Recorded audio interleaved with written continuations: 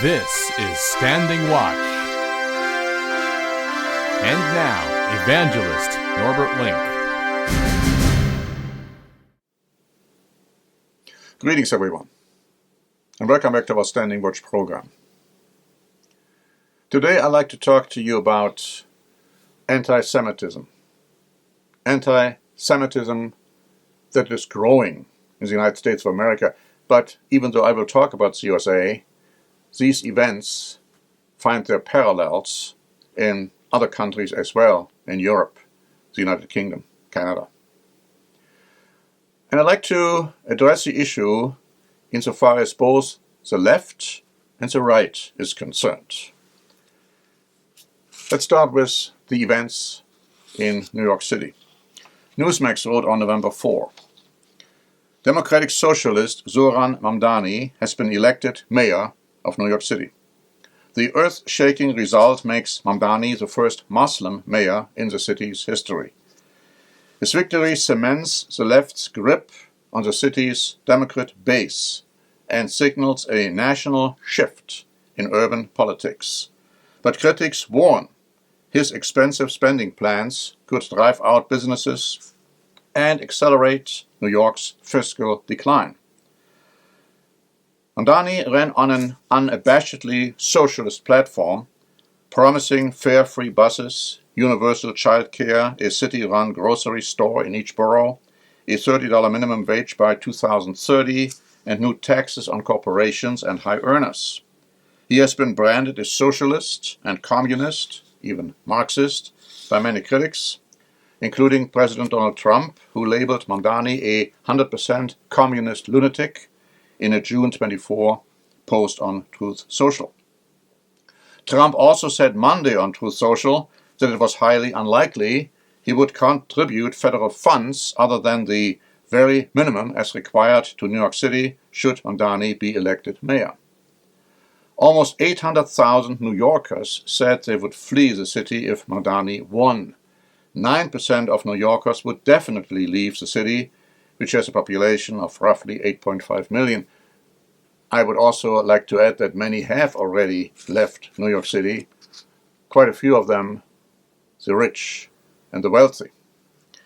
It also raises a big question regarding the city's Jewish community, the largest in the world outside of Israel. Anti-Israel politics have been a driving force in Mamdani's life.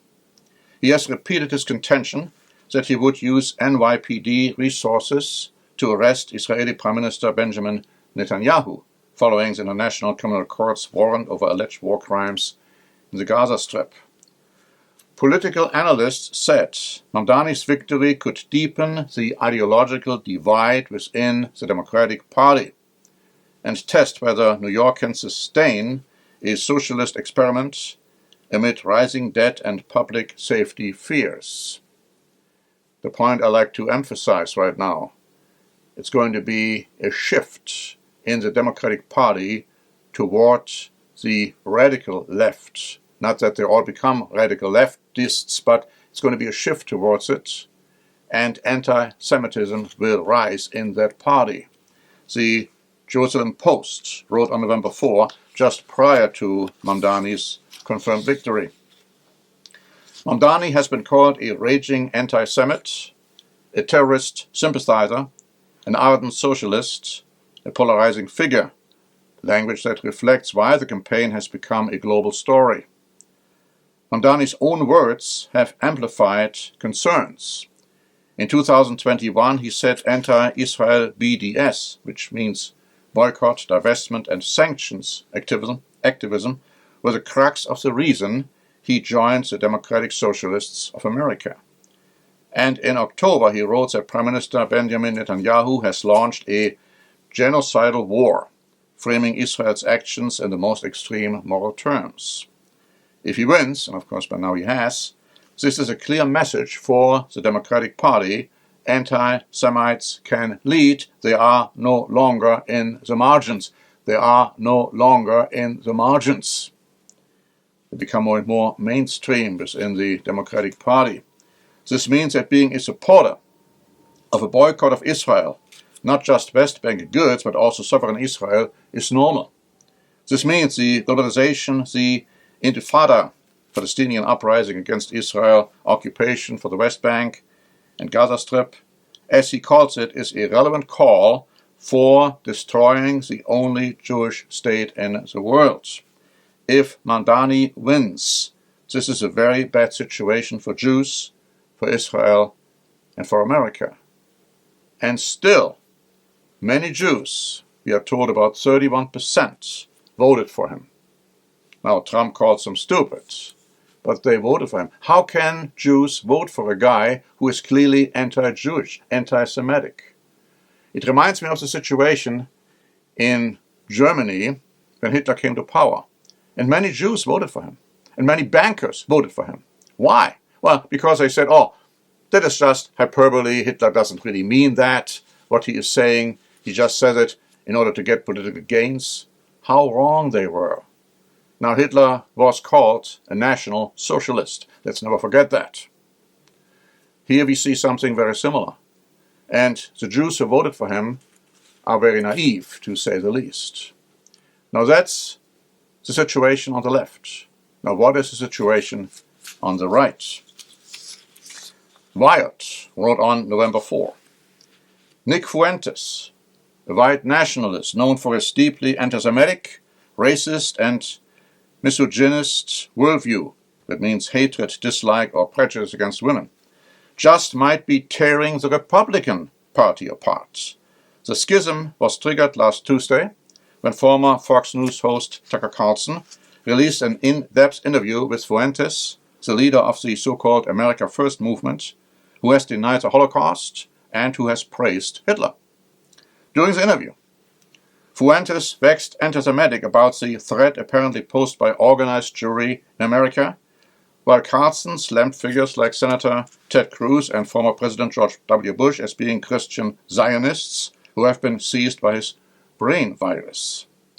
Carlson was criticized by, among others, U.S. Ambassador to Israel Mike Huckabee for giving Fuentes a platform, and the argument kicked into overdrive after Kevin Roberts, president of the Heritage Foundation, a high-profile conservative think tank, condemned those attacking Carlson as a venomous coalition. Now, in the meantime, he has apologized for these comments.